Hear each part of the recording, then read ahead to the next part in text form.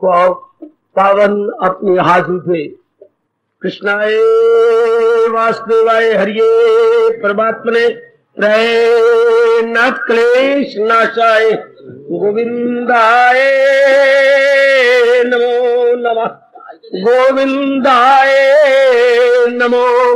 वसुदेव सुतम देवम कंसानूरमर्दनम देवकी परमानंदम कृष्ण वंदे जगत गुरुं कृष्ण वंदे। श्री कृष्णा शरणं मम। श्री कृष्णा शरणं मम। श्री कृष्णा शरणं। कल्याणकारी मेरी देवियों, बड़भागी गीता के पैरोकार मेरे सज्जनों, आओ जरा अपने मन को एकाग्र करें। आज अपने भगवान जी की अत्यंत मधुर एवं कल्याण कहानी सुनने से पूर्व आपकी मांग के अनुसार गायत्री मंत्र भी बोलती हैं, छंद भी कहती हैं, वेदों का इसे सार भी कहा जाता है। इसकी बड़ी महिमा अपने शास्त्रों में आई है, लेकिन अफसोस की बात है जितनी महिमा हमने गाई उतना अपनाने की चेष्टा नहीं की। कोई वक्त ऐसा आ गया है कि बातें बहुत बनाई जाती हैं, अपनाया नहीं जाता।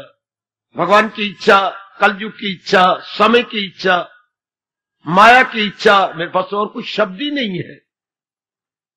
मैं अपना धर्म निभाता हूं। अब इसमें शुरू में इसके दो भाग है। शुरू में सृष्टिकर्ता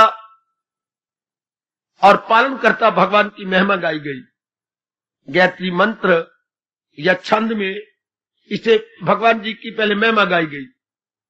जैसे ओम भगवान का पावन नाम, वेदों का हर मंत्र पहले हम पावन नाम भगवान जी का नाम लेके उच्चारण करते हैं। ये आप सब पहले मुझसे आपने जानकारी ले ली। ओम आगे भूर भवा स्व, ये तीनों लोकों का नाम है। ध्यान से सुन लेना। भुवरलोक, ओम भूर भवालोक और स्वरलोक, ये तीन लोक। जैसे हम मोटे तौर पर बोलते हैं देवलोक, मृत्युलोक और नीचे पाताल लोक। तो ये तीनों ऋषियों के रखे हुए तीन लोकों के नाम है। मतलब क्या? ऐ त्रिलोकीनाथ मेरे प्रभु, उन लोकों के नाम ले लिए गए और कहा गया ऐ, सिर्फ भगवान की महिमा पहले गाई गई। ऐ त्रिलोकीनाथ मेरे प्रभु, ओम भूर भुवः स्वः। तत्व, तत्व ने वो जिसको मैंने त्रिलोकीनाथ कहा। देखिए सवितुर वो कैसे गए? सूर्य चढ़ते सूर्य की तरह। ऐ त्रिलोकीनाथ मेरे प्रभु, ऐ सूर्य के समान जगमगाते हुए मेरे प्रभु। वरे नियम, ऐ वर्ण करने योग्य। जैसे मेरे दियो दियो होता मेरी बेटी बुद्धियां, दियो होती बेटी बुद्धियां। यो आप मेरे प्रभु जो मैंने महिमा गाई, ना मैंने हमारी, अगर तो सिर्फ ना हो तो ना मैंने ना, और ना के आगे विसर्गे लगी हो तो फिर हमारी अर्थ हो जाता है संस्कृत में। ये ना उधर उधर ना जाना, तो ये तो ना मैंने नेगेटिव हो गया। ना मैंने फिर आगे विसर्ग लगा दो तो फिर अर्थ बदल गए। ना मैंने हमारी। आहा देव यो ना प्रचोदयात, हमारी बुद्धियों को विवेकी नहीं बना दो। बस यही हम आपसे चाहते हैं। सबका सबकी पहचान करने वाली बना दो, उचित अनुचित पहचान करने वाली बना दो। तो भगवान से विवेकिनी बुद्धि का वरदान मांगा गया। बुद्धि विवेकिनी होगी तो मन भी ठीक हो गया, तन का हर कार्य ठीक हो गया। क्योंकि बुद्धि ही हमारी सारथी है, ड्राइवर है। कई बार बता चुका हूं पहले। तो इस मंत्र में केवल भगवान से बुद्धि को उज्जवल बनाने के लिए, विवेकिनी बनाने के लिए वरदान मांगा गया। भगवान जी जिसे विवेकिनी बुद्धि दे दे, सब कुछ हो गया। इसी गायत्री मंत्र का भाव भगवान जी 10वें अध्याय में कहा, मैं देता हूं उनको वो दानिश का योग हो जाती है मुझसे वात्सल वो लोग। मैं उन्हें विवेकिनी बुद्धि प्रदान करता हूं जिससे वो मेरे दीदार की काबिल हो जाती है। जब भगवान ने किसी पर बड़ी कृपा करनी होती है तो उनकी बुद्धि निर्मल कर देते हैं। जब किसी देवता ने भी किसी अपने भक्त पर कृपा करनी हो उसकी बुद्धि को निर्मल कर देंगे, पर्दे उतार देंगे, फिर उसे पता लग जाता है मेरे लिए उचित क्या है, अनुचित क्या। गीता में सारा विस्तार अकल के पर्दे उतारने के लिए है। कई बार मैंने कहा गीता बुद्धि प्रधान है, रामायण मन प्रधान है। गीता बुद्धि प्रधान, बुद्धि के आवरण उतार करके पता लग जाता है 16वें अध्याय के अंतिम श्लोक के अनुसार करना है क्या और न करना है। यह है मोटे तौर पर श्री गायत्री जी का संक्षिप्त अर्थ। संक्षिप्त रूप में ये कहिए, पहले भगवान की महिमा और फिर मांग की गई है भगवान से हमारी बुद्धियों को, एक के लिए ने कहा हमारी बुद्धियों को विवेकिनी बना दे। आइए, आपकी मांग पूरी हुई, अब हम प्रसंग की ओर लौट आए। प्रसंग चला हुआ है, हम सब है कल्याण का, कल्याण चाहते हैं। थोड़े से आप जैसे जीव जरूर रहेंगे जो सिर्फ खाने पीने और शादी करने में नहीं रह जाते। करोड़ों व्यक्ति तो इसी में रह, बल्कि 99% व्यक्ति, मेरे सजनों मेरी देवियों, इसी में रह जाती हैं। मैं बहुत पढ़ जाऊं, मैं बहुत कमा लूं, मेरी शादी हो जाए, मेरे बच्चे बन जाए, मेरे मकान हो, मेरे पास नई जो है मॉडल की कार होनी चाहिए, इन्हीं में रह जाएंगे। करोड़ों व्यक्ति इसी में दिन रात लगे हुए हैं, दिन रात मरे पड़े हैं इसी के अंदर ही। अच्छा, दिन रात, अच्छा, उसमें थोड़े से आप जैसे जीव रहेंगे और जो आगे समय बढ़ता जा रहा है आप जैसे जीव कम होते जाएंगे। अभी संसारी आदमियों को बड़ी हैरानगी होती है, आपका दृष्टांत देती है, उनको लोगों को खींच खींच के लाते हैं, बात दिखाते हैं, वो देखो देखो अभी भी धर्म में जान प्राण है, अभी भी देखिए कितना जनता में जो है उत्साह है और श्रद्धा। लेकिन जो कालयुग बढ़ेगा तो धर्म की ओर वृत्ति कम होती जाएगी, मन इधर लगेगा नहीं। ये तो मैं आपको हार्दिक बधाई दूंगा। और फिर आपका मन गीता जी में लगा हुआ है। गीता एक चोटी का क्या है, चोटी का महाग्रंथ है, वेदों का सार है, वेदों का निचोड़ है, जिसको भगवान ने खुद कहा मैं ही ऋग यजुर शाम वेद, ओम वेदों की ध्वनि मैं ही। क्लियर कर दिया आपको, बिल्कुल क्लियर। ये वेदों का सार है और हमारे भगवान जी हमारा कल्याण गीता जी द्वारा कर रहे हैं।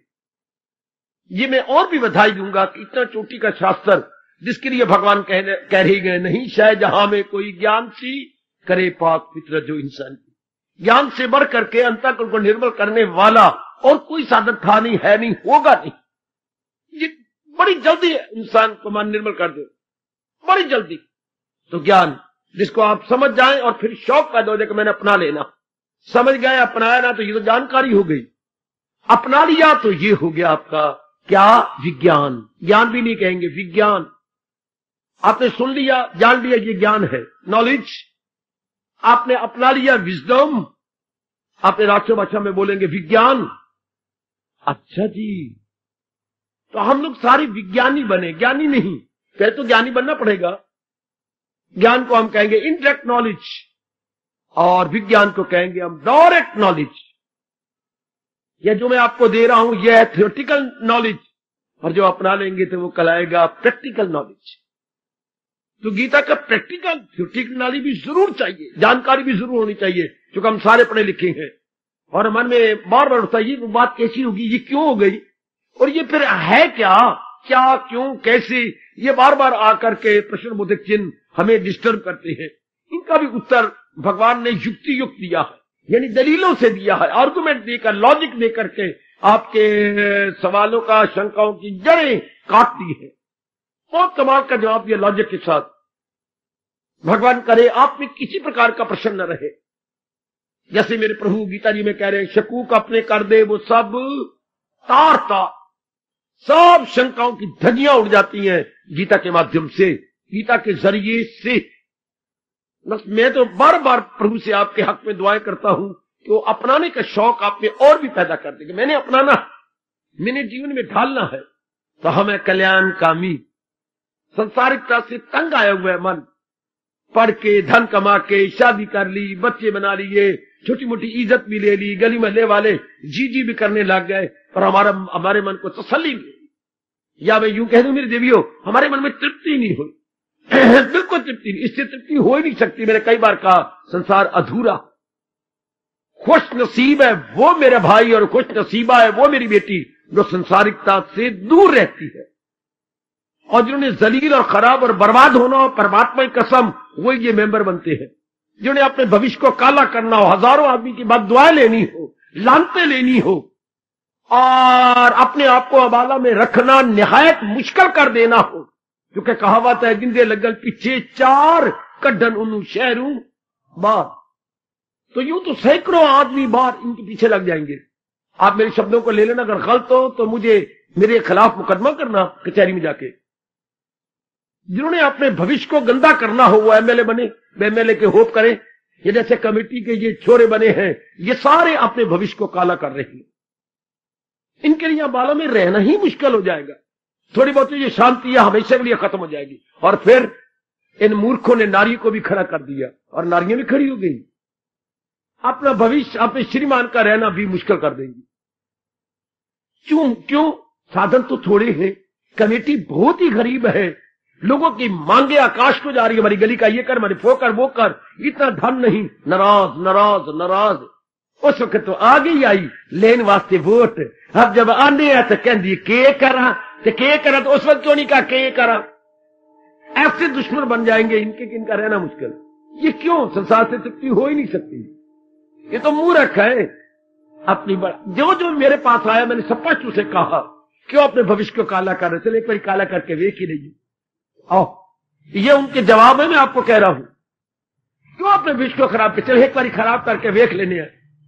ये एक बारी ना प्रकृति ने इनको कानों को हाथ लगवा के गिन गिन लकीरें निकलवाएंगे कि संसार से तृप्ति होनी नहीं। एक आदमी पिता अपने परिवार के सारों को खुश नहीं कर सकता, तो एक आदमी गली मोहल्ले वालों को कैसे खुश करेगा? निहायत मुश्किल। 5-6 को हम घर में खुश नहीं कर सकते। तो आप कहिए क्यों तृप्ति नहीं होती इंसान की? भगवान ने सृष्टि को बनाया ही परिवर्तनशील है। ध्यान इस बात को हमेशा के लिए मन में रख लो, जैसे स्वामी जी ने हमारे मन में रख ली। संसार परिवर्तनशील है। संसार की कोई बात, संसार की कोई घटना, संसार का कोई समय है, संसार का कोई हाल या हालात एक जैसे नहीं रहने। इनमें परिवर्तन आएगा। परिवर्तन हमें गवारा नहीं होगा, जीव रोता ही रहेगा, शिकवे ही रहेंगे इसके होंठों में। ऐसा क्यों हो गया, वैसा क्यों हो गया, मेरी मां को बीमारी क्यों लग गई, मुझे क्यों बीमारी लग गई, फलाना नाराज क्यों हो गया, फलाना मेरे अनुकूल क्यों नहीं रहा, हमारे घर में धन बहुत आता था, अब रोटी की भी कमी रह गई, कारोबार बड़े अच्छे चलते थे, अब पता नहीं क्या हो गया, लड़की बड़ी अच्छी ब्याही थी, अब पता नहीं क्या हो गया, लड़की को 8 साल हो गए, उनके घर औलाद ही नहीं होती। पिटते रहेंगे, रोते रहेंगे, हालात खराब होती। संसारिकता से कोई भी शांत होके नहीं रह सकता, शांत होके नहीं जा सकता। करोड़ों अरबों की बात हमारे प्रभु जी ने बता दी, रहे जिसका दिल रूह से मुतमईन। अगर मुतमईन होना, तृप्ति होनी है, तो वो आपकी तरह भगवान के प्यारे बन जाएंगे। लेकिन बहुत थोड़े जीव ऐसी होती। नारी चोले में तो बहुत थोड़ी, चूंकि मन और तन दोनों ही भगवान ने नरम बनाए। ना आपको गर्मी सुखावे, ना आपको सर्दी सुखावे, ना बहुत इज्जत सुखावे, ना बहुत कटाक्ष या मान अपमान सुखावे। तो फिर आपको क्या सुखावे? नहीं, किसी भगवान ने एक विचित्र जीव बनाया नारी के रूप में।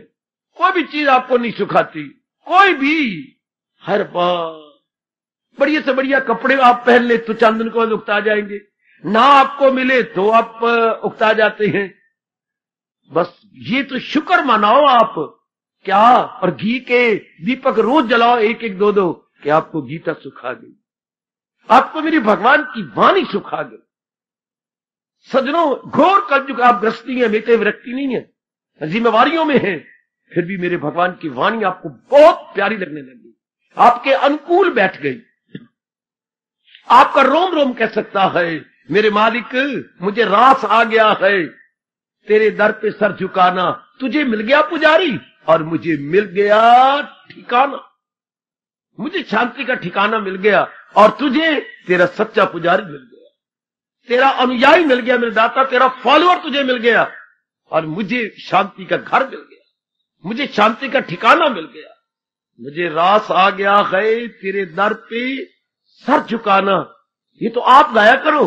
वो तो एक रिकॉर्ड ऐसे ही गा रहा था रुपए कमाने के लिए। सही रूप में ये गीत आप पे लागू होता है। मुझे रास आ गया है तेरे दर पे सर झुकाना, ओ मेरे कृष्ण ओ मेरे इष्टदेव, तुझे मिल गया पुजारी और मुझे मिल गया ठिकाना। यह शांति का ठिकाना जो आप सबको मिल गया। भगवान करे अब ये पक्का हो जाए। That must prove stabilized. That must prove permanent and eternal. परमात्मा कृपा करे ये आपके लिए परमानेंट साबित हो जाए। और जो गीता जी से तसल्ली नहीं होती, पेट मरे उसे कहीं तसल्ली हो ही नहीं सकती। ये ऐसा महाशास्त्र है जो इससे खुश नहीं होता वो कहीं भी खुश नहीं हो सकता। अब हम हैं कल्याणकामी, चारों ओर से उकताए हुए हैं। आजमाया है हमने, सुनी सुनाई बात हमने आजमा चुके हैं। लेकर खाकर पढ़कर इज्जत लेकर पत्नी लेकर पति लेकर बच्चे लेकर ये सब हमने देख लिया। श्रीमान लेकर, श्रीमान की रिश्तेदारियां लेकर, अपनी रिश्तेदारी लेकर उकता गया हमारा मन, बिल्कुल ही उकता गया। इसलिए अब चारों ओर से जब जीव उकता जाता है क्या होता है, दो में से एक बात हो जाती है, या तो आत्महत्या कर लेती है या फिर इधर क्या शरीर की हत्या ना करके हत्या आप भी कर रही हैं, मन की हत्या कर रही। हत्या ये भी है, वो शरीर हत्या जिसे हम आत्महत्या बोलती हैं, ये मन हत्या। किसके द्वारा वो शरीर हत्या करते हैं, रेले पे सिर रख के या रस्सी गले में लटका के या जहर खा के। और ये किसकी हत्या, और ये मन की हत्या किसके द्वारा, भगवान के ज्ञान के द्वारा है। अभ्यास और वैराग में कमाल, दिला जाए काबू में कुंती के नाम। हत्या ये भी हो रही है, जिनका मन चारों ओर से तंग आ जाएगा क्या करेंगे, हत्या करेंगे। किसकी, या शरीर की। हिंदुस्तान में आत्महत्याएं बढ़ती जा रही हैं। नंबर 2 पे अमेरिका, या नंबर 1 पे अमेरिका, नंबर 2 पे नंबर 2 पे हमारा है भारत, नंबर 1 पे अमेरिका। बड़ी आत्महत्या है, इंसान तंग आ जाता है। आप मन की हत्या कर रहे हैं, इससे मेरे भगवान बड़े खुश होते हैं। शरीर की हत्या करने के बजाय इसके तो दोषी कौन ही, दोष तो अंदर वाले का, जो कभी खुश कभी उदास, कभी हंसना कभी रोना, कभी गमगीन हो रहना। ये कौन, शरीर थोड़ा, मन। कभी रोना कभी हंसना कभी गमगीन हो रहना, ये किसका काम है, मन का। आप उसी की आप हत्या कर रही है। शाबाश, उसी का हत्या का मतलब भगवान जी के साथ में तलीन कर रही है। मन नाम ख्यालों का है, एक ही ख्याल में हम टिक जाएंगे तो ही तो बाकी सब चीजें नाशवान। जो मन लोफर बन के इन चीजों के लिए लट्टू हो रहा था, चीजों के लिए दीवाना हो रहा था, अब नहीं। दुनिया वही है, माया वही है, संसार के प्राणी पदार्थ वही है, लेकिन चाहने वाला वो नहीं। जैसे किसी ने, मेरे स्वामी जी ने कहा था, अनाज मंडी या बाकी मंडियां वही होती हैं, हाँ, लेकिन क्या क्या क्या क्या गाह की कुछ ना लेवे तो दलाल क्या करे। अब गाह की डिमांड ही कोई नहीं। गाह की कुछ ना लेवे तो दलाल क्या करे। दुनिया तो दलाल है, हम गाह की नहीं रहे इसकी, अर्थात हमारी डिमांड ही नहीं रही। क्यों, हमें कुछ अपना तजर्बा है, कुछ भगवान पर पूर्ण विश्वास है कि अनित्य व सुखम, ये चीजें अनित्य है और मेरी तसल्ली कर ही नहीं सकती। मेरी ये बेवकूफी थी जो मैं दुनिया पर लट्टू रहा और इनकी डिमांड करता रहा। ना, नो मोर डिमांड, नो मोर सप्लाई, माइंड नो मोर। याद रखना, अगर आपकी डिमांड ही कोई ना हो, मन मर गया। वाह वाह, मन 40 शेर का मन तब बनता है जब आपको चाहे, चाहने से राग और द्वेष हो जाता है, जिससे वासना कामना खड़ी जाती है, यह मन हो गया। संसार की असलियत जानी, हमारा मन खट्टा हो गया। हमको चाहते नहीं तो मन वही खत्म है। मन पूरा कब खत्म होता है, दूसरा अध्याय 31वां श्लोक चूम लो, सिर माथे रख लो, दूसरे अध्याय का 31वां श्लोक, लास्ट बट वन, जो इंसान करे ख्वाहिशें दिल से दूर, हवस का न हो जिसके दिल में फतूर। मन खत्म। अपना तजर्बा भी और भगवान का उपदेश भी, ये दोनों जब मेरे सज्जनों, मेरे देवियों साथ होते हैं, चल बेड़ा पार हो गया। जीव हो गया अपने आप, जिसे हम कहेंगे अंतर्मुखी आ गया। अंतर्मुखी हो गया या अंतर्मुखता हो गई, या जीव अपने में आ गया। ऐसे जीव बड़ी जल्दी अपने भगवान में तलीन हो जाते। अगर आपने समझा लिया हो अगर मेरी देवी ने नारी चोले में समझा लिया हो तो है तो नारी चोले में बड़ा मुश्किल, क्योंकि इसके लिए बुद्धि का विकास चाहिए। बुद्धि के दो भाग हो जाते हैं, एक पुरानी बुद्धि, एक नई बुद्धि है, एक कुबुद्धि, एक सुबुद्धि। सुबुद्धि पर कुबुद्धि को समझा लेती है, क्योंकि सुबुद्धि में शक्ति ज्यादा है, कुबुद्धि में शक्ति कुछ नहीं होती। तो ये विचार दे दे के हम अपनी कुबुद्धि को समझा लेती है। जब वो समझ जाती है तो कुबुद्धि में मिल जाती है। हाय, जब किसी यंग मैन की नारी समझ जाए तो क्या हो जाता है? शादी हो जाती है। जब बच्चे आप समझ जाए तो शादी हो गई। और क्या करोगी? विलायत चली जाएगी तू। जब किसी लड़के के साथ समझ गई तो शादी, तो जब कुबुद्धि समझ गई तो सुबुद्धि में समा गई। हाय मेरे रब्बा, फिर कुबुद्धि भी नहीं रहती मेरी देवियों, मेरे सजनों। जब कुबुद्धि को समझा लिया गया तो वो सुबुद्धि में मिल गई। जब मेरे यंग मैन किसी नारी को समझा लेता है, कन्विंस कर लेता है, तो शादी हो जाती है। बिल्कुल। अब ये सारी बातें ज्ञान हम क्यों ले रही हैं? कुबुद्धि को सुबुद्धि बनाने के लिए। हम उसे सुबुद्धि कर रहे हैं क्योंकि उसकी दलीलें गलत है, उसके इरादे गलत है, उसके निर्णय गलत है। गलत किसे कहते हैं बाबा? जिसका परिणाम दुख हो। करोड़ों की बात सुनो अपने भगवान की। हम कुबुद्धि किसे कहते, कुविचार किसे कहेंगे, कुकर्म किसे कहेंगे? ओए होए ओए होए। कुबुद्धि किसे कहती है? अच्छा नीचे उतरो। कुविचार किसे कहती हैं? अच्छा बाहर आ जाओ। कुकर्म किसे कहती हैं? जिसका परिणाम दुख हो। दुख किसे कहती हैं? आदि, व्याधि और उपाधि। जब तीन प्रकार के दुख बार बार आने लगे, समझिए मेरी बुद्धि भी कुबुद्धि है, मेरा मन भी कुमन है और कुविचार है, और मेरे कर्म भी कुकर्म है। तब आती हैं गम पे गम, गम पे गम। गंदे इरादे यानी अशुभ इरादे, अशुभ विचार, अशुभ कर्म, तीनों अशुभ हो गए। फिर बस बस बस बस, बस दुख पे दुख, दुख पे दुख। भगवान खुद कहती हैं गम बेहिसाब उनको दिन हो के रात। तब समझिए कि मेरे बुरे दिन आ गए। और व्यास जी क्या कह गए? विनाश काले विपरीत बुद्धि। जब किसी के नष्ट भ्रष्ट होने के दिन आ जाते हैं, उसकी बुद्धि उल्टे सोचती है, उल्टे करती है, हर बात उल्टी। ये आपके देखिए 17वां अध्याय, हर बात उल्टी, हर एक में फतूर, तमोगुण वही अक्ल है बिल्कुल। हर बात उल्टी, इरादा उल्टा, विचार उल्टे, कर्म उल्टे, पहनना उल्टा, यार दोस्त उल्टे, सब उल्टे उल्टे उल्टे। मानिए बुरे दिन आ गए, खाना पीना गंदा, विपरीत। हमारा शब्द है विपरीत, बिल्कुल विपरीत हो जाता है। फिर मैं मुबारक दूंगा, आपकी सब विपरीत बातें अच्छी होती जा रही है, शुभ होती जा रही है। शाबाश। पहले आपका सोना ही मिट्टी होता जा रहा था, वो मुझे भगवान की कसम है, आपकी मिट्टी ही अक्सीर होती जा रही है। आपकी मिट्टी अब सोना होती जा रही है। पहले सोना भी मिट्टी होता जा रहा था, अब मिट्टी भी आपके लिए सोना होता जा रहा है। पहले चेहरे पर हमेशा ही कालीमा छाई रहती थी, अब चेहरे पे हमेशा लालिमा है, प्रसन्नता है, गदगद है। पहले मन बेचैन और बेकरार था, अब मन टिका हुआ है, ठहरा। परिवार वही, सदस्य वही, गली वही, मोहल्ला वही, अंबाला वही। हाँ, लेकिन आपके इरादे वो नहीं, आपके विचार वो नहीं, आपकी क्रियाएं वो नहीं। अज नहीं, आपका दृष्टिकोण ही बदल गया। पहले हमारे दृष्टिकोण में जहान की प्रधानता थी, अब हमारे दृष्टिकोण में भगवान की प्रधानता। ज़ाहिर किस्मत, अच्छे दिन आ जाए, किए हुए पुण्य हमारे सामने आ जाए, ऐसी दशा होती है जैसे आपकी सराहनीय एवं आदर्श अवस्था मैं भी देख रहा हूं, आप भी देख रही हैं, और हमारे इष्ट देव भी निहार रहे। बहुत अच्छे दिन आ गए।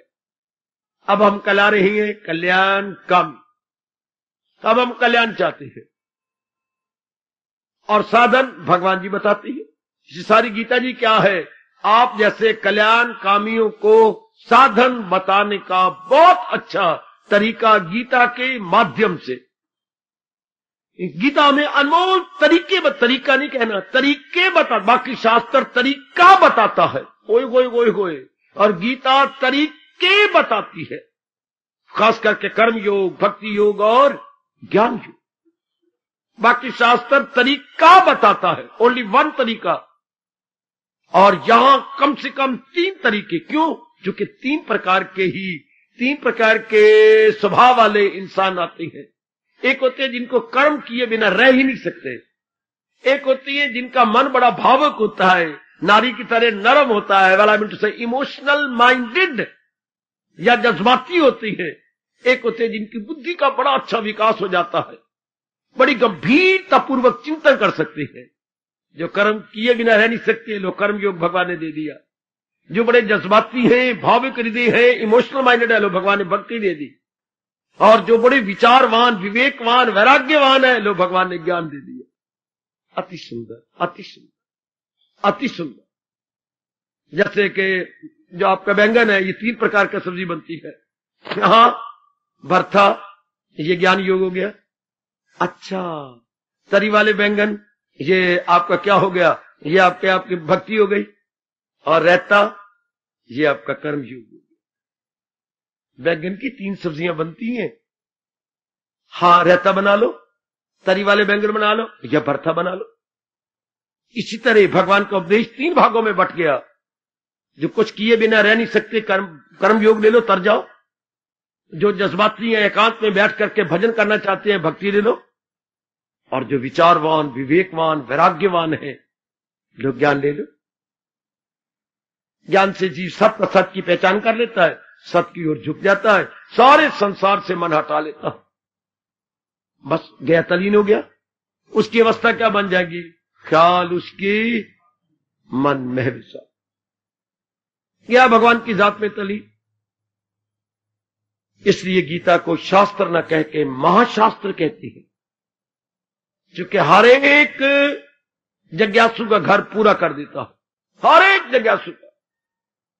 इसलिए हमें नाना प्रकार के साधन मिलने हैं। हमने अपने स्वभाव अनुसार भक्ति योग ले लिया। भक्ति में ज्ञान भी है, कर्म भी है, लेकिन भक्ति की प्रधानता रहेगी। ज्ञान और कर्म गौण रहेंगे, सेकेंडरी रहेंगे। फर्स्ट एंड फॉरमोस्ट में या प्रेडोमिनेट करेगी भक्ति। तो ये हम 3रे अध्याय में प्रवेश किए हुए हैं और वहां से अच्छी साधन ले रहे थे। कल हमारे भगवान जी ने साधन बताया। जो महाराज जी के उपदेश में पूरी श्रद्धा रखता है, पूरी श्रद्धा मतलब होता है इसके बिना चारा ही नहीं। पूरी श्रद्धा का मतलब जैसे आप सबके मन में समाया हुआ था, पढ़ाई के बिना चाह रही, दिन रात एक कर दिया आपने, फिर आप कठिनाई को भी कठिनाई नहीं समझते। जब पूरी श्रद्धा हो जाती है मेरे सज्जनों, मेरी देवियों, तो कठिनाई कठिनाई नहीं, सर्दी सर्दी नहीं, गर्मी गर्मी नहीं, अपमान अपमान नहीं है। घंटों आप पढ़ती हैं तो कभी नहीं कहती कि हम सारी रात जागते हैं। किसको कहे? कोई इसके बिना चाह रही नहीं। श्रद्धा में इतनी ताकत है कि कठिनाई कठिनाई महसूस ना हो। यही श्रद्धा आपने उल्ट के इधर ले आनी है कि भगवान की वाणी के बिना चारा ही नहीं कि मेरा कल्याण कर सको। चूंकि हम कल्याणकामी है और कहीं मन लगता नहीं, चारों ओर लगा के देख लिया, उखड़ जाता है मन। क्योंकि क्यों उखड़ गया? क्योंकि हालात एक जैसे नहीं रहते, न शरीर के एक जैसे रहते हैं, न मन के रहते हैं, न बुद्धि के रहते हैं, न परिवार के रहती हैं। जिसके साथ ही आपने दिल लगाया या उम्मीदें रखी, चोट खाई। जिसके साथ ही आपने दिल लगा के उम्मीदें या आशाएं रखी, बड़ी चोट लगी आपको, बड़ी चोट लगी है। क्योंकि हालात बदल जाती हैं ना। जिनसे उम्मीदें रखती हैं वो ना उम्मीदें बदल जाती हैं, आशाएं निराशाएं बदल जाती हैं, एक जैसी रहती नहीं। पहले तो बड़ी अच्छी रहती हैं, फिर उनमें परिवर्तन आ जाता है। संसार इसी को कहती है। अब जब चारों ओर से हट गया, शुक्र है हमने आत्महत्या नहीं की। क्या? हम ज्ञान द्वारा, भगवान के उच्च कोटि के विचारों द्वारा मन की हत्या कर रहे हैं।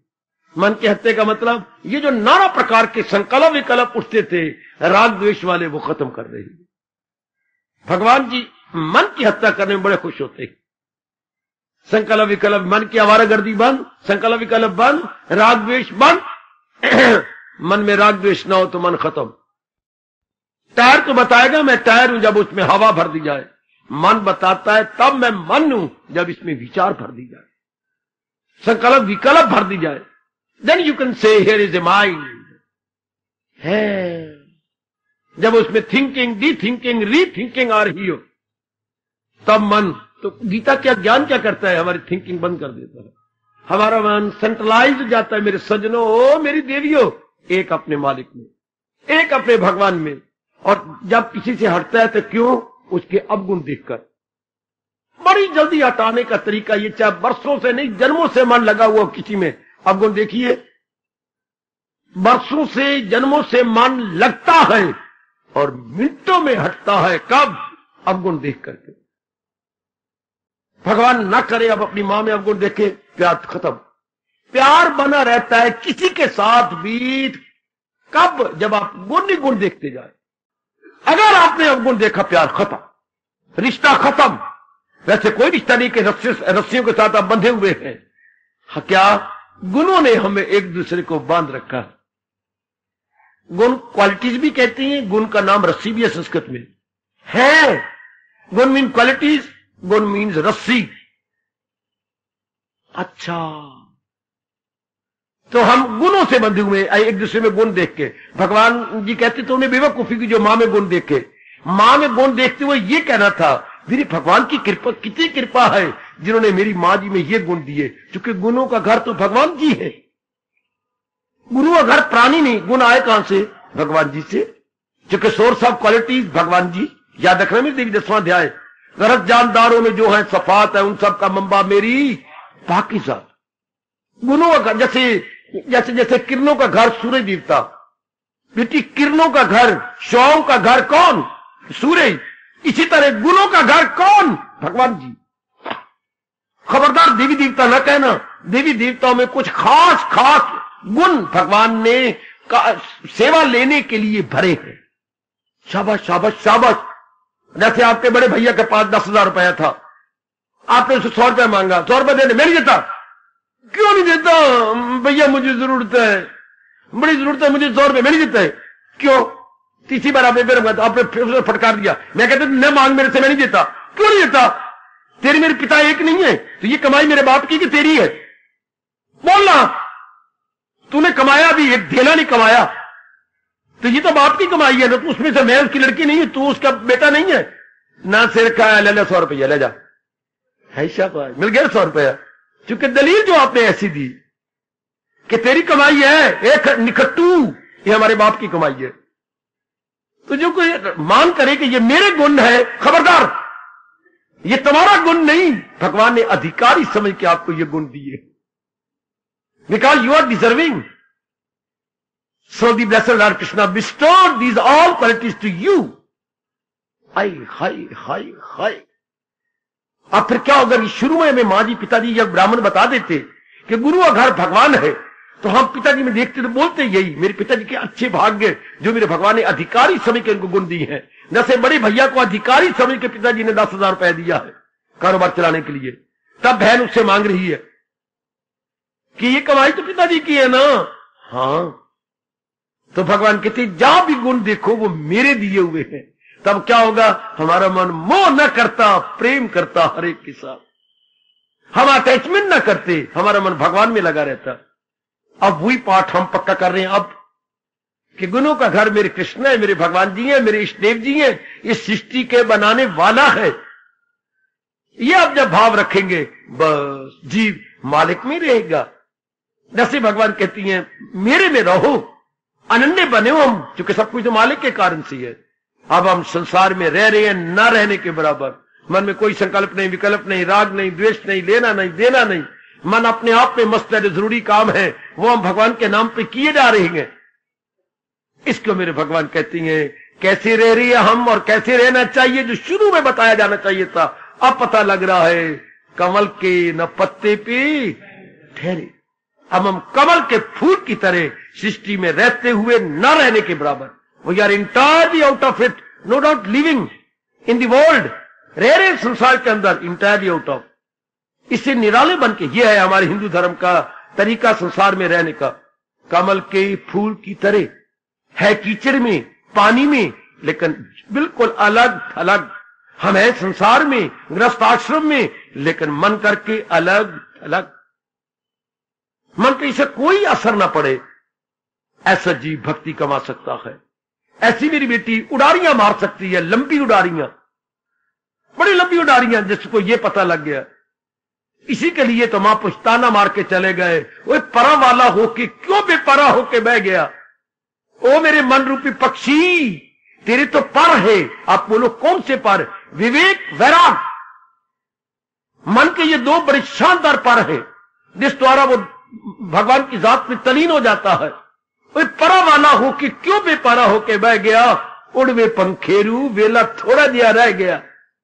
जाल दी रस्सियां ये समझ रिश्तेदारियां, ममता दा फंदा तोड़ मार के उडारियां। हां, परा वाला होके क्यों बेपरा होके बह गया? उड़वे पंखेरू, वेला थोड़ा दिया रह गया। उड़ार मार, उडारियां मार। जगाया गया जीव को, उठाया गया कि तू कर क्या रहा है? इन्हीं में मरा पड़ा है, कुछ नहीं मिलना इससे। ऐसा जीव निराला बन के रहता है। तो गीता जी की साधना क्या है? गीता जी ने क्या कहा? अकीदत से पाबंदे अरशाद है। जो मेरे भगवान की वाणी को बड़ी श्रद्धा से ले रहा है, अपना रहा है, कर्मों के बंधन से आज वो आजाद हो। कोई सवाल नहीं नर नारी का, कोई सवाल गृहस्थी व्यक्ति का नहीं, वनवासी नगरवासी का नहीं। सवाल तो है किसको मेरे भगवान की वाणी पे अटूट श्रद्धा है। सुनने वाली श्रद्धा नहीं, अपनाने वाली मेरे सजनों, ओ मेरी कल्याण कामनी देवियों। सुनने वाली श्रद्धा नहीं, अपनाने वाली। केवल मंदिर में जाने वाली तो मत्था टेकने वाली श्रद्धा नहीं, बल्कि भगवान के आज्ञा मानने वाली श्रद्धा। आहा, आज्ञाकारी बनना है। अब हमने जो भगवान आज्ञा दे उसे सिर आंखों पे रख लेना है। बस ऐसे जीव बड़ी जल्दी तर जाएंगे। यही हमारे भगवान जी तीसरे अध्याय के माध्यम से फरमा ही गए। अकीदत से पाबंदे अरशाद है।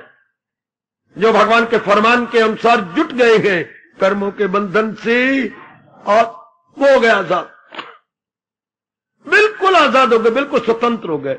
ऐसे जीव जब शरीर छोड़ते हैं फिर नहीं लौट के आते, क्योंकि उनका मन कहीं उलझा हुआ ही नहीं था। वो किसी संसार के चिंतन ही नहीं करते थे। अब मैं हूं यहां पर, मेरे ख्याल कितने 50 साल हो गए। अब आपके अंबाला को मैंने कहीं सन 50 में देखा था, सच्चाई की बात आपसे कह रहा हूं, और अब 95 हो गया। एक व्यक्ति एक अंबाला के पास ही बैठा है। अब कमेटी वालों ने अपने हाथ में ले लिया आपका मंदिर। कमेटी की शुरुआत होती है आपके मंदिर से। ये लाइन उन्होंने बनाई है कमेटी के हद की, लाइन के इधर उधर अंबाला की हद शुरू हो गई। ये रेलवे लाइन की इधर इधर है। शाबाश, आपका नंबर 1 आ गया मंदिर बीच में। एक व्यक्ति को 50 साल हो गए अंबाला में रहते हुए। हाँ, कहां रह रहे हो? क्यों झूठ बोलते हो? अंबाला की हद में रह रहा हूं, लेकिन अंबाला में तो नहीं रह रहा। मैं क्यों नहीं आता जाता, घूमता घुमाता? बहुत गाड़ियां आपने मुझे दी हैं, लेकिन मैं तो कभी नहीं आता जाता। क्यों? कहां जाऊं? क्या करूं? क्या देखूं? क्या दिखाऊं? और खुद विचार कीजिए, ऐसे व्यक्ति कहां जाए? क्या देखे, क्या दिखाए? किस कमी को पूरा करने के लिए कहीं जाऊं? क्योंकि जब भी हम कहीं जाते हैं तो किसी कमी को पूरा करने के लिए, याद रखना 2 बातें। जब भी आप कहीं जाओगे किसी कमी को पूरा करने के लिए। नंबर 2, जब भी आप कुछ करोगे तो किसी कमी को पूरा करने के लिए। ये 2 बातें ना भूलना। जब भी इंसान कहीं जाता है तो कमी को पूरा करने के लिए, और जब भी कुछ कर्म करता है तो किसी कमी को पूरा करने के लिए। और जब भगवान की कृपा से जीव अंतर्मुखी हो जाए और शांत होना शुरू हो जाए, कहां जाएगा, क्या करेगा? उसके लिए तो एक ही फरमान भगवान का लागू होता है, हजूम खलाइक से होना नफूर, अलग रह के महसूस करना शुरू। अलग रह के। अगर बच्चे के मुंह में आप वो दे दो, वो रबड़ की बनी हुई चूसनी, तो अगर आप अपने काम करते रहो, यही समझा मां मुझे दूध पिला रही है। आप अपने घर के धंधे करते रहो, वो चूसनी से तो थोड़ा थोड़ा रस आता रहे, तो उसमें भरी होती है ये शहद, ये माखी, वो थोड़ी थोड़ी शहद आती होगी, उसमें बूंद आती होगी, वो यही समझता है मैं दूध पी रहा हूं, उसी में रस लेता रहता है, करते रहो सारे काम। पर अगर चूसनी आपने ना दी, बात बात में रोएगा, आपको हिला देगा। चाहे आप आटा भी गूंथ रही होंगी तो बच्चे को उठा के अपनी गोद में रखेंगी, आटा भी गूंथो और बच्चे को रखो। चाहे आटे के मुक्के मारती मारते बच्चा भी आगे आ जाए आटे के अंदर, वो और बात है, लेकिन बच्चे को उठाना पड़ेगा। और अगर चूसनी है फिर नहीं। हमारे जैसों को मेरे प्रभु क्षमा करे, चूसनी मिल जाती है। दुनिया वाले धंधे करते रहे, हम रस लेते रहेंगे। करते रहे, अंबाला में जो धंधे होते रहे हैं, रस लेने वाला रस लेता रहे। वही तरीका आपको सिखा रहा हूं। गृहस्थी में रहिए लेकिन रस लेते रहिए। किसका? अपने भगवान का। इस हाल में मौत आए अगर इस अच्छी अवस्था में शरीर छूट जाए तो भगवान की जात में समा जाए। जिसका वो रस ले रहे थे उसी जात में समा जाएंगे। अगर आप दुनिया के बारे में सोच रहे थे, चलो महादेव पुत्रो, वो उसी वातावरण में है। चूंकि नियम है परमात्मा का, जो है जाको भाविता सोता ही के पास। संसार जिंदगी भर में जिसका चिंतन होता रहा, शरीर छूटने के बाद जीव वहीं जाता। दूसरा जन्म किस प्रकार का है? हमारे शास्त्र बताती है। जैसे आपको सपना आता है। सपना क्या है? शरीर तो बाहर मरा पड़ा है, सपना कौन ले रहा है? आपका मन। बिल्कुल सपना आपको समझा देता है कि अगला जन्म कैसे होगा। सपना किसने बनाया? मन ने। मन ने कैसा सपना किया? अधूरी इच्छाओं को पूरा करने के लिए। उसके कुछ अरमान थे, कुछ इच्छाएं थी, उसने सपना बना लिया। हाँ, वरना शरीर तो मरा पड़ा है, शरीर तो बाहर है और अंदर का सूक्ष्म शरीर अलग। सपने गलियां बनाए बैठा है, मोहल्ले बनाए बैठा, मां दे स्कूल बनाई बैठा है, स्कूल और नहीं शादी होती जो लड़की बनाई बैठा है, लड़की के साथ शादी कर बैठा है, वो लावा फेरे हो रही है, वो धीर फिटे मुंह, हालांकि मंगनी भी नहीं हुई, लेकिन जागृत अवस्था में अभी मां बाप उसके मानते नहीं। सपने में सब कुछ कर लिया। सपना कैसे होता है? जैसे जागृत अवस्था में अरमान होते हैं, अधूरी इच्छाएं होती हैं, सपना वैसे आता है। और जिनकी कोई इच्छा नहीं, कोई राग द्वेष नहीं, नो मोर सपना, बल्कि क्या आएगी? सुषुप्ति, डीप स्लीप, गहरी नींद उनको आ जाती है। इनकी कोई अरमान नहीं, कोई इच्छा नहीं। और जिनकी इच्छाएं हैं उनके सपने इस तरह अगला जन्म। सपना क्या? जिनके सपने वो अगले जन्म की बात है। जन्म भी हमारा ऐसे ही होता है, शरीर छूट जाता है लेकिन सूक्ष्म शरीर बाहर निकल जाता है। एक तन में दाखिल और एक सी साथ अपने ले जाए, मन और हवास। अब ये जन्म लेगा। ऐसी बातों पर विचार किया करें, ऐसे रहस्य पर विचार किया करें। क्योंकि भगवान कहते हैं ये इल्म सही है, ये रॉयल सीक्रेट और रॉयल नॉलेज है। गीता क्या है? Royal knowledge and royal secret. ये चोटी का ज्ञान और चोटी का राज है, जिस पर मैं एकांत में बैठ के विचार करना चाहिए। और जो मेरे भगवान की वाणी में लग गई हैं या लग गए, तर गए। बड़ी पूरी श्रद्धा कि मेरा कल्याण इसी तरीके से हो जाना है। मेरा कल्याण भगवान जी की वाणी से ही हो जाना। बस तर गए हो मेरी देवियों, तर गए। ऐसी मेरी बेटियां तर गई। उसी को सुनेंगे, उसी को विचार करेंगे, उसी को मनन में लाएंगे, उसी को अपनाने में शौक दिखाएंगे, अपनाने के लिए अपने इष्ट महाराज जी से प्रार्थना करेंगे। बस फिर धीरे करके उसी में मन लग जाएगा, उसी रंग में रंगा जाएगा। हो गया कल्याण जीव का। और हम हैं सबके सब कल्याण कामी। सब जितनी उपस्थित मेरी देवियां और मेरे सज्जन बैठे हैं, सब हम कल्याण चाहती हैं। लेकिन कैसे? भगवान जी के ज्ञान के द्वारा। जैसे आप सत्संग भवन में भगवान की वाणी सुनना चाहती हैं तो कैसे आए? कोई पैरों द्वारा, कोई साइकिल द्वारा, कोई स्कूटर द्वारा, कोई अपनी बस द्वारा है, कोई थ्री व्हीलर लेके आ गए हैं, कोई अपनी मारुति कार जो है लेके आ गए। कोई कैसे साधन बना रहे अपने अलग अलग साधन। कोई वैन लेके आ गए हैं, साधन अलग अलग है, हम एक ही भवन में पहुंच गए। इससे कल्याण करना है तो भगवान के ज्ञान के द्वारा।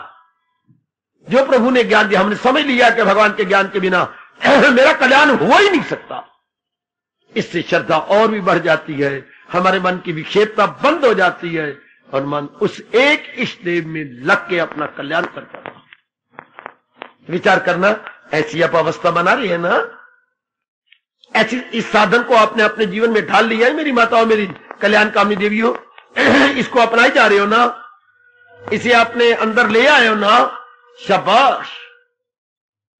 आइए जरा मेरे साथ। सत्संग में आना तो सीख लिया, अपनाना भी अब तो सीखेंगे।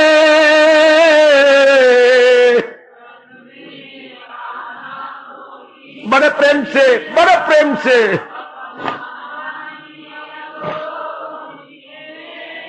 गीता का पढ़ना तो सीख लिया, पढ़ना भी अब तो सीखेंगे गीता। बहुत अच्छे।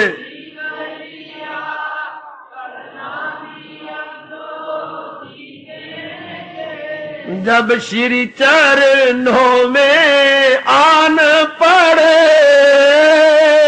अब बंधन हमारे टूटेंगे। जब श्री चरणों में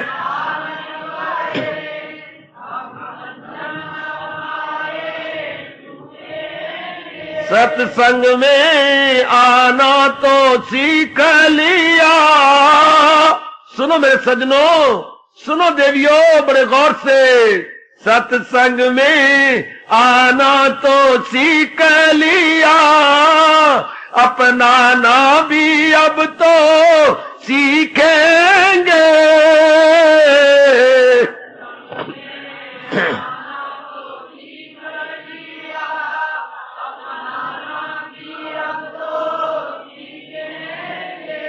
गीता का पढ़ना तो सीख लिया, इष्ट देव गढ़ना भी अब तो सीखेंगे।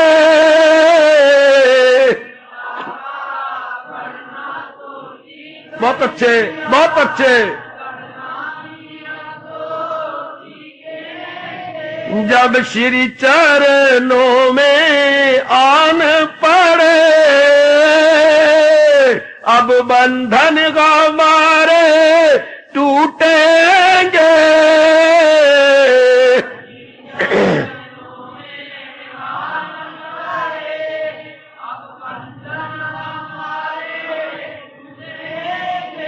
अवश्य टूटेंगे, भगवान की कृपा से, श्रद्धा के प्रताप से टूटेंगे, अवश्य बंधन टूटे। हार्दिक धन्यवाद, हार्दिक आशीर्वाद। अब अपनी शहंशाह की आज आरती बड़े प्रेम और श्रद्धा से उतारे।